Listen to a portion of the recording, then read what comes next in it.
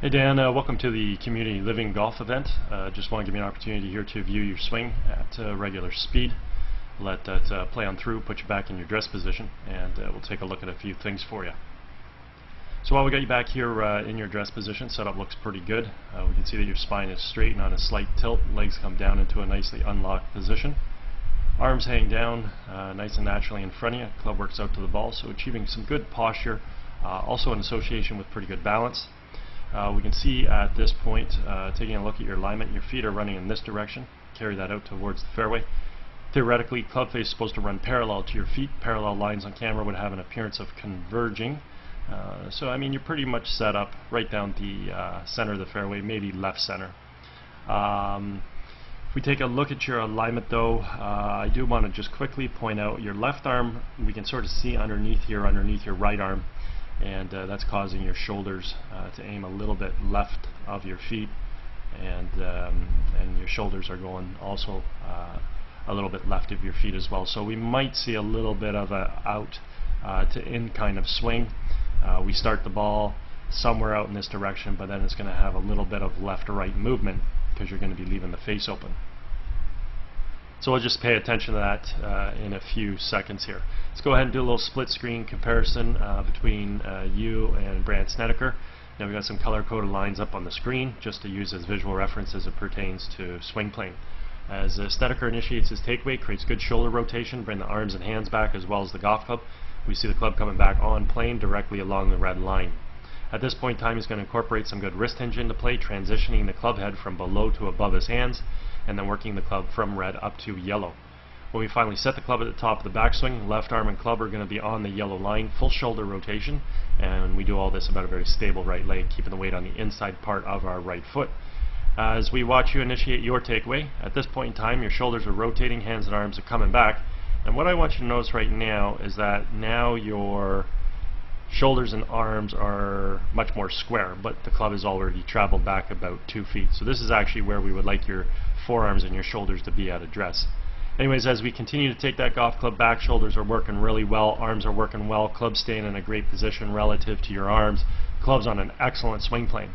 At this point in time, we've got to see some transitioning from below to above our hands with the club through wrist hinge, and we do see a little bit right through there, which is great.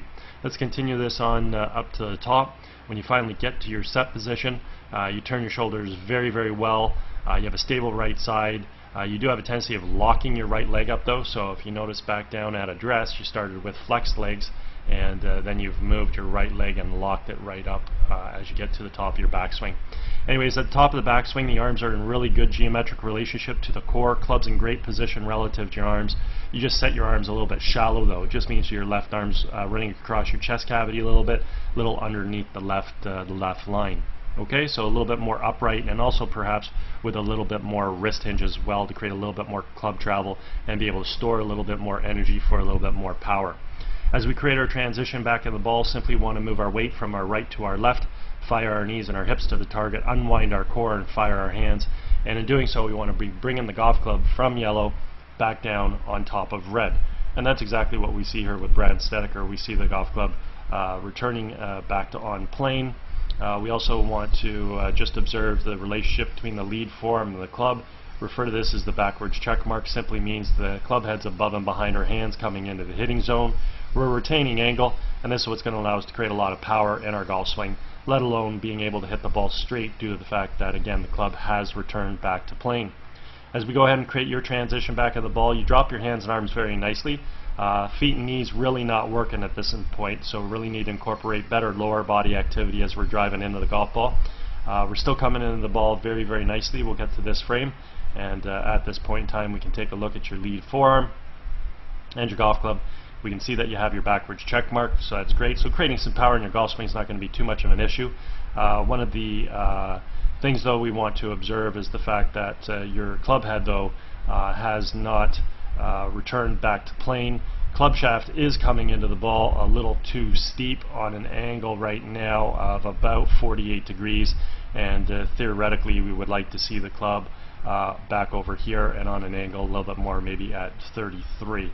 We can see Snedeker's club shaft at the same position as at about 36, so that would obviously resemble that pre-impact position a lot more, and it would be in a lot more powerful position to hit the golf ball. Hitting a ball with a steep club shaft causes the club to fall out in front and creates that out to in path when we're attacking the golf shot. So at this point in time, we can just track Snedeker's club coming into the ball. We can see it tracks right in from on plane, right from this red line, and ultimately this is what's going to allow us to hit a straight golf shot in accordance to our alignment.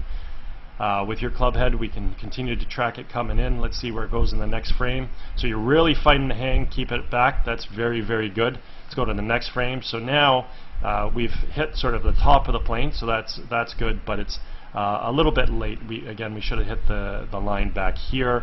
You can see it's still staying on top, on top, on top, on top, and then is finally getting to the red line. So we are coming into the ball a little bit from outside to inside, and we can go ahead and take a look at that swing path right now. So because you came in a little bit steep, kept that club on top of the plane, club's not attacking from the inside like it is with Snedeker. Club then expands out, makes contact, moves through in a nice natural subtle arc. Your club's a little bit outside the golf ball, dropping down and across, and we can see the path. So very simply put, if we square the face up to that swing path, what would happen is we would obviously hit the golf ball. We would start it over in this direction. Subconscious brain would be saying, hey, leave the face open, and we can hit some sort of hopefully little fade that will go towards our intended target. In this particular swing here, we see your golf ball being blocked out to the right of the yellow pass. So again, if the club face squared up, it would follow more of the red. In this case, the club face stayed really open, so the ball's being blocked out to the right a little bit of your yellow path, and then obviously what's going to happen is that golf ball is going to get out in the air in this direction. It will have left to right spin, and it's going to have to curve a little bit off to the right, and how much is indicative of how much that club face remained open. As you carry yourself through to a good finishing position. Looks great. You got good footwork that allows your body to rotate through and get to that finish.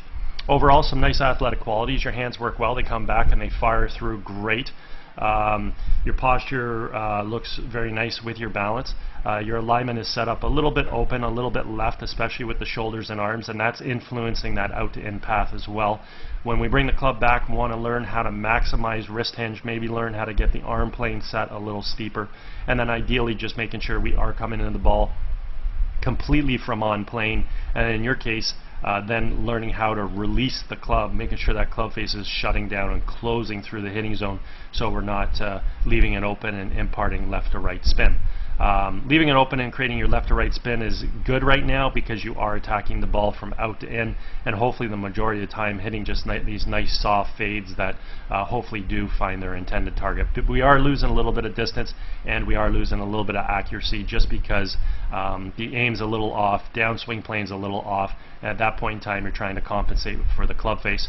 And when it comes down to consistency and hitting a ball straight, three things we need. We need to aim well, we need to bring the club down on plane, and we have to square the face up. And you're just slightly off with all three of those, okay?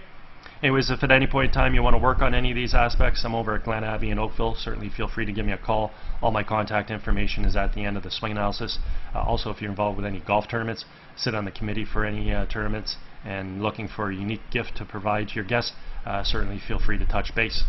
Anyways, hope you had a great day. Hope you enjoyed getting an opportunity to see your swing on video, and hope you have a great summer, and maybe might hear from you. Take care.